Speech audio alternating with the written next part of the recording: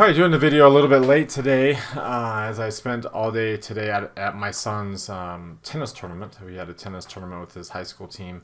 And you can see I got a little bit of sun as a result of it today. But we're able to get together here tonight and take a look at what was a little bit of a short-term bounce in the market. Kind of something we talked about in our last video. Now the question is, was it more than what we expected? Does that make a difference? Now do we change my expectations? What are we going to get next week? And did this little bounce change any of that from what maybe we talked about on Wednesday? And what drove this bounce? Was it the opposite of what we saw early in the week? And then does that matter? What kind of impact, significance does that have in terms of how bullish or bearish we are going into next week?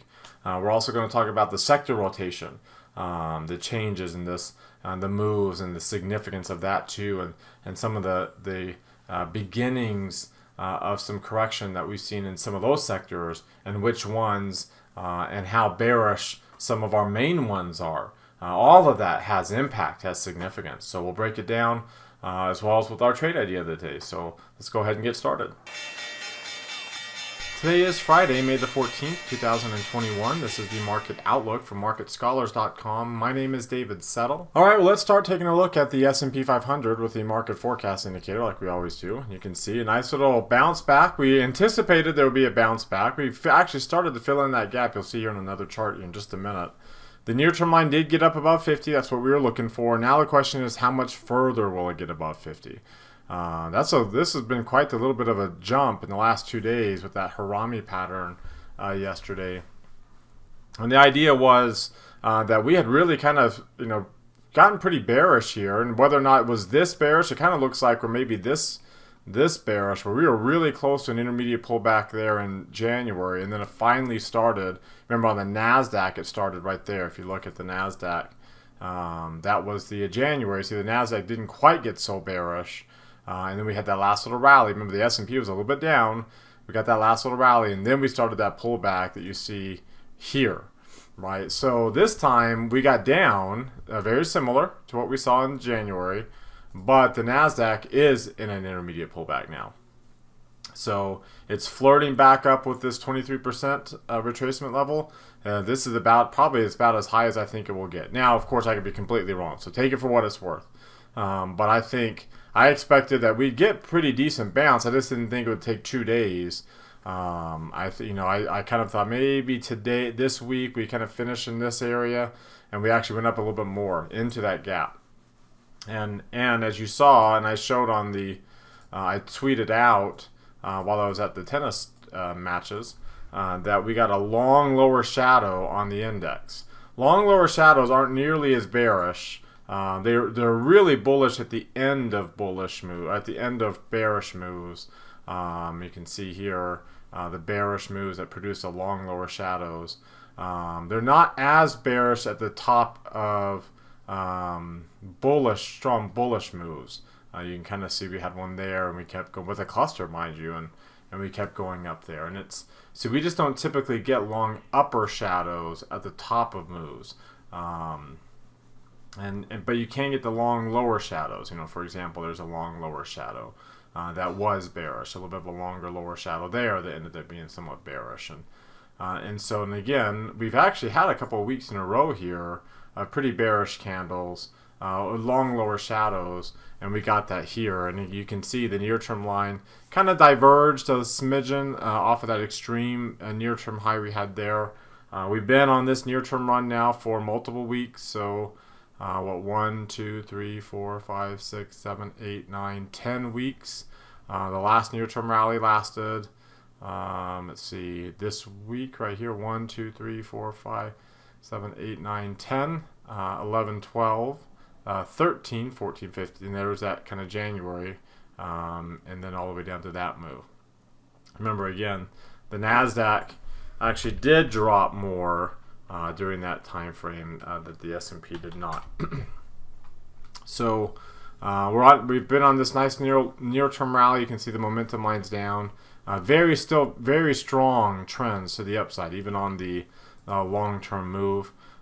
If you take a look at the NASDAQ, like I said, it got above the 23% retracement level. The near-term line got back above 50. The last near-term peak was a bearish peak. I expect this one to be a bearish peak. I expect that this will be, after a pretty strong breakdown here, I expect that we'll break back up. If you look at, if I were to activate this drawing here, move it to the current near-term rally that we're on, you can see we had broken down below the 38% retracement, and now we're using that as a resistance. So I think this is about as high as we'll get, and we'll see how we do on Monday going into the close. The Russell 2000 we talked about was flirting with it. We expected it would bounce up, and it did. And it's, again, below the moving average, you tend to get the bigger moves, right? When you're below the moving average, even on the S&P, on the daily chart, that is. When you're below that moving average, you get some pretty decent sized moves, and that's what you're getting on the Russell too, but you're still dark pink shading and a red line. And the near-term line is potentially, again, forming another bearish peak.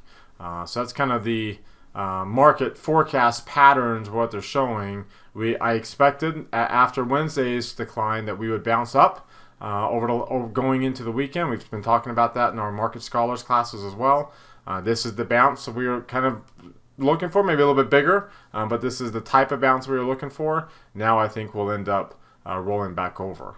All right, before I look at some other charts, I invite you to subscribe to our YouTube channel. Mouse over this icon here in the bottom right corner of your screen. Hit the red subscribe button that pops out. There's also one down below the video if you're watching us on YouTube. That will notify you when our videos are posted. Also, while you're down there, click that thumbs up icon. That tells us that you liked our video today and that you want us to do another video again tomorrow. Quick way to give us feedback. If you don't like our videos, of course, you don't have to click on anything.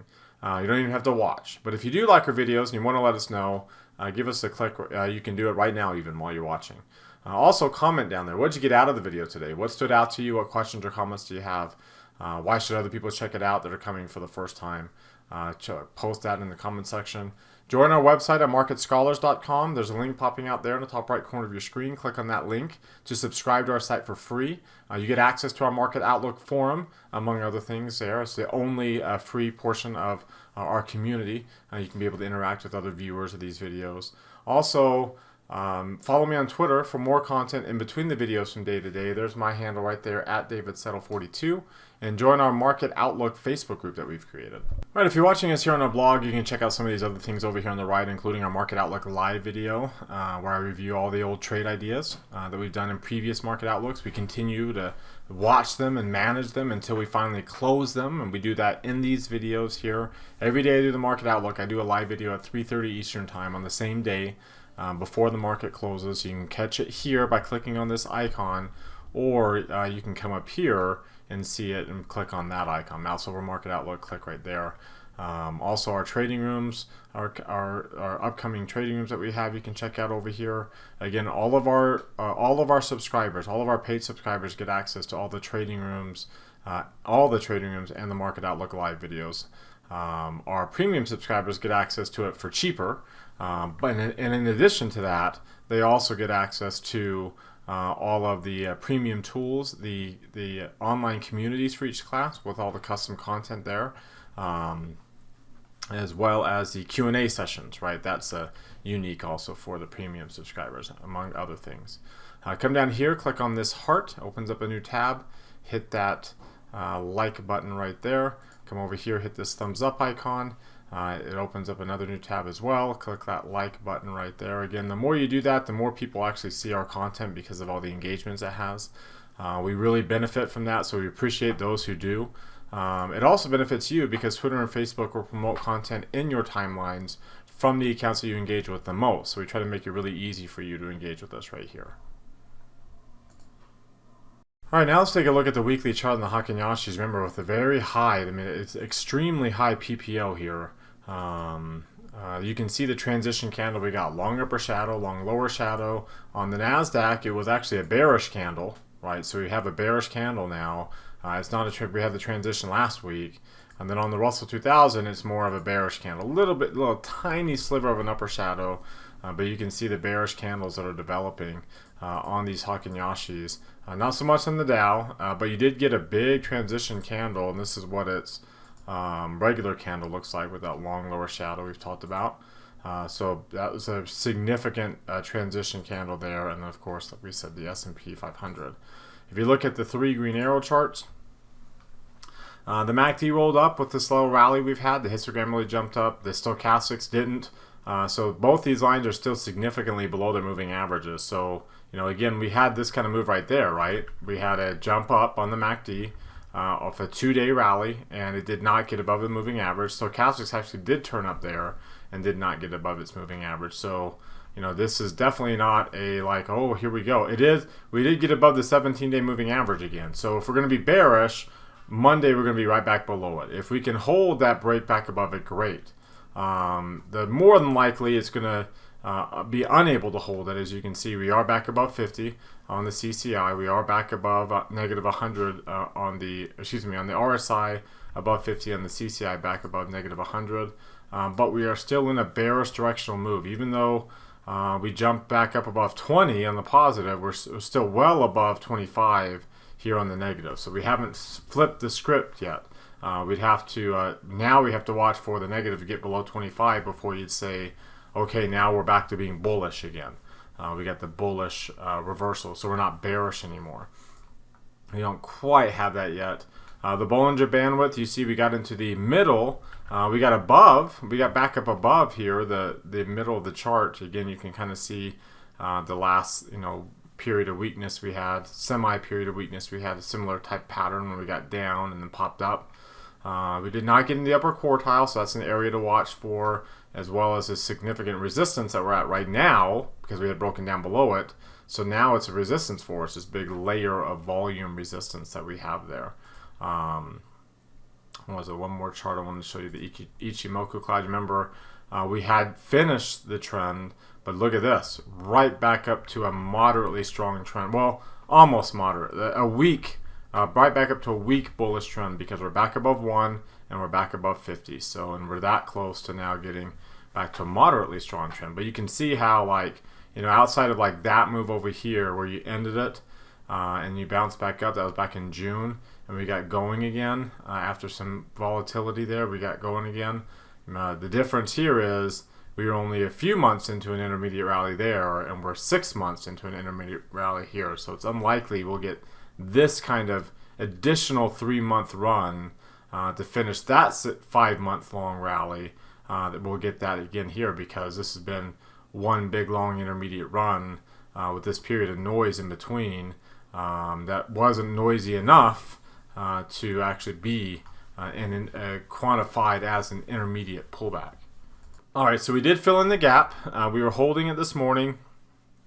We went through it after I left for the tennis tournaments. We went through it, and we filled in the gap, and we got right up to a pretty significant resistance level. Again, why I think that this little short-term, near-term rally is done. And look at all the volume. I mean, we had a lot of volume yesterday, even on this little bounce up, and then look how the volume just tapered off considerably today with a common gap. So again, I mean, that's not a runaway gap. You wouldn't expect that to be a runaway gap, at least.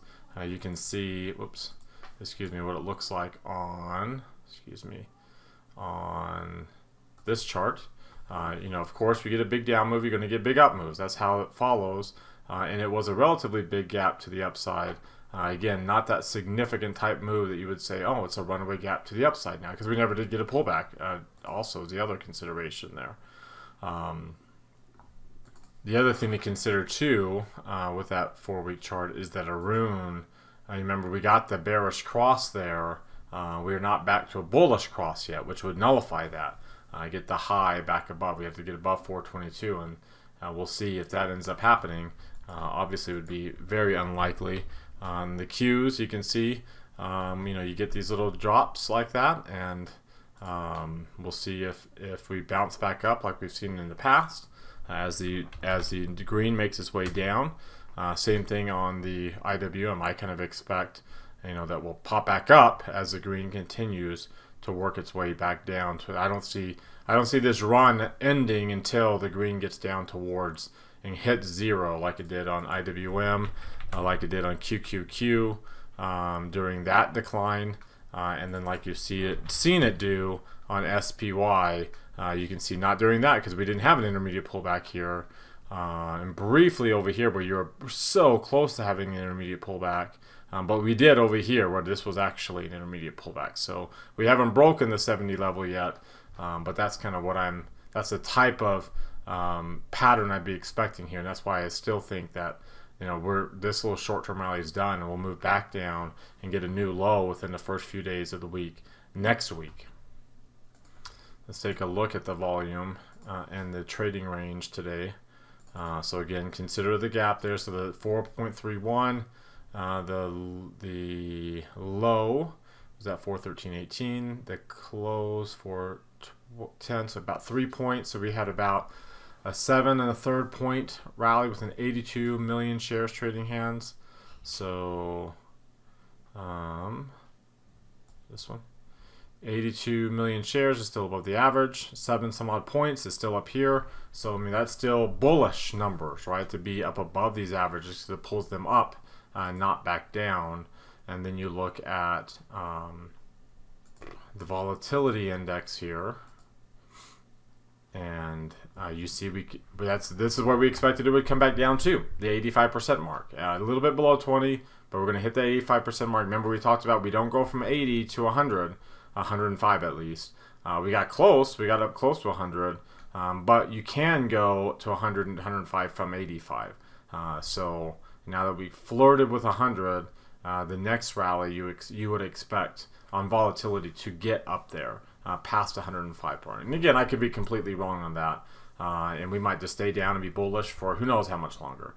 But based on what I've seen in the past, my expectations are, until I see something different, right, that directional trend move on multiple of those indicators, my expectations are going into next week that this will rally back up to the upside, and we'll get the actual start to the intermediate pullback sooner rather than later.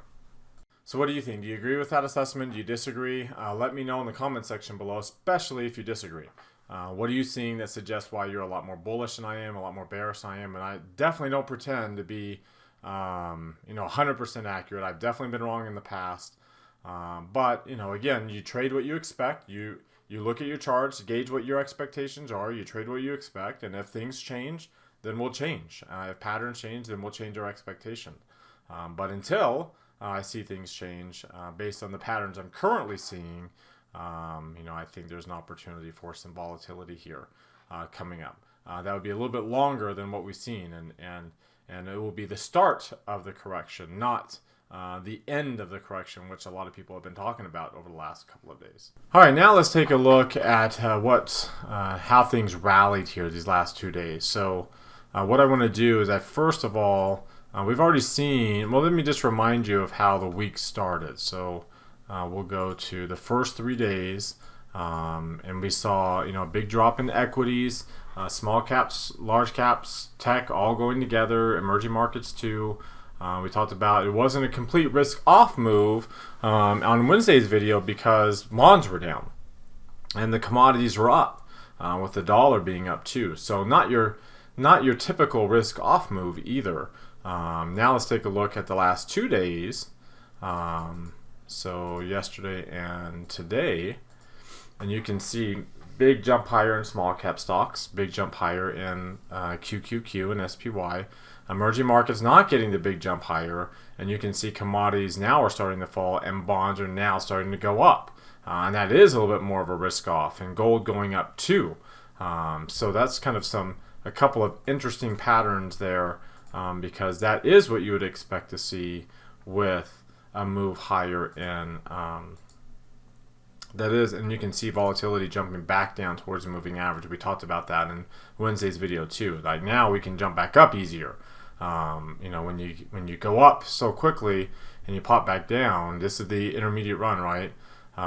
Especially in 2 days, you're already back down. Now we can gradually go up instead of these quick little short bursts. Right, we'll see if this turns into this though, where you just get right back below it and start going down to the downside or not. I think that's the unlikely pattern. But let's take a look at the US dollar.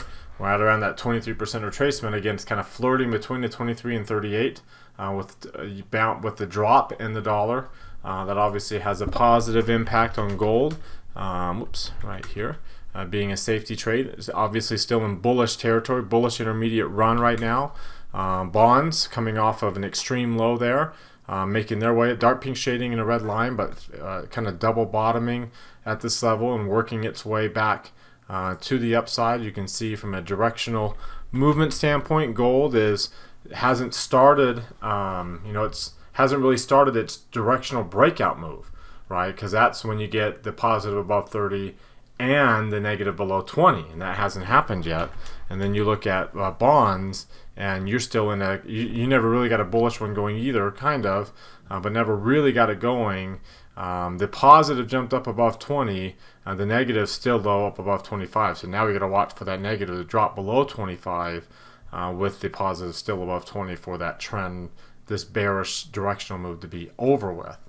If you take a look at the Bollinger Bands for gold, you can see it's going to be tough sledding up. There's a lot of volume above us. If you take a look at TLT, the same thing. That's why it's struggling here. This is a very, very strong resistance. But look what's going to happen once bonds breaks up above 140. There's no volume until you get up into this area up here, the 78% retracement level. A little bit of there at the 150 at the 62%. So again, that's the move that's going to happen when we're in a risk-off mode. It will make that kind of run to the upside. Here's a U.S. dollar. And you can see, let's see, let me go a little bit further out so you can see a little bit more on that chart. But there's the bottom of the value area. We're kind of hitting a low, a kind of a double, triple type bottom, strong support in this area. And you can also see too, while it's been hard for it to get going up, and I wouldn't expect it to go up. I do expect that it will go up a little bit, probably back up to this 25 area. But I eventually think it will break back down and really get going to the downside. If you take a look at long-term volume ranges, you can see there's no volume below us to the downside until you get back to the point of control in the last 10 years down to 22, and that's where I expect we'll get down to by the end of this year. By the end of next year, we'll be working our way in that direction, clearing through this volume gap on the long-term chart. All right, now let's do the same thing on the sector rotation. So we'll take a look at how we started the week. So we'll start here on May 10th, and go to May 12th. And you can see, remember again, during the selling, it was dominated by the QQQ names, XLK, XLY, XLC. Now fast forward to the last 2 days of the week, yesterday and today's rally, bounce back rally, and it was somewhat XLK, a little bit of XLY, as well as down here, but it was mostly XLF, XLI, these small cap areas. Utilities did well briefly. That's not what rallied. That's not what fell the most, so it bounced up. So again, during the bullishness, we're getting that one last little hurrah here, where these sectors, these smaller weighted sectors, XLB, XLF, XLE, XLI, or can you make one last run with XL, Y, K, and C moving down to the left before eventually, again, they catch up with their longer term trends, which are down to the left, right, where the relative strength is going to start dropping, and this is what it looks like on this chart. Let me show you that relative strength chart here. So for energy, for example, which has the strongest relative strength, on the weekly chart, see, it's just starting to roll over. The momentum is just broken down below. You look at like XLF is another one. Look how this relative strength hasn't rolled over yet. We're just barely starting to cross below 100. So on the long-term chart, you'll start to see that turnover, and then you see it's something like XLU, which during a bullish run you would expect it to be some underperformance. XLU. Let's see here.